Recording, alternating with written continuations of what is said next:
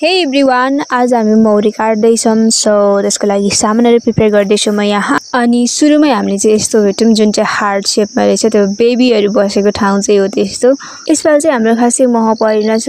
I think यो सिजनमा खासै फुलहरू छैन नि त, त्यही भएर होला। एन्ड हामी चाहिँ एकदमै नेचुरली महहरू बनाउँछौँ जसमा चिनी केही दिने भने गर्दैनौँ होइन। सो प्योर मह प्रड्युस हुन्छ। एनिवे हामी चाहिँ अब अर्को ठाउँमा हेर्दैछौँ। यहाँ त झन् खासै छैन, सानो सानो रहेछ। एन्ड दुईटामा चाहिँ अलिक ठुल्ठुलो रहेछ होइन, त्योमा पनि सब त्यो बच्चा बसिसकेको छ। एक्चुअली यो माथिल्लो दालमा चाहिँ बच्चा नहुनु पर्ने, तल्लो दालमा अलरेडी बस्ने ठाउँ छ।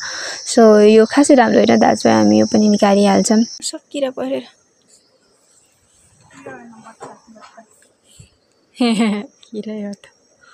एनिवे म चाहिँ आज हेल्परको रूपमा मात्रै छु, बिकज यो काम त मेरो बसको हुँदै होइन। एन्ड दिदीले काट्दै हुन्छ। अनि त्यस पछाडि चाहिँ म गएँ सुँगुरलाई चारो काट्न। यहाँ हाम्रो टोयलेट बन्दैछ। सो पापा र भाइ यता काममा लागिरहेछ। त्यस पछाडि अफकोर्स मेरो भाइ पुग्यो। सो म जाँदैछु। Thanks for watching, bye by.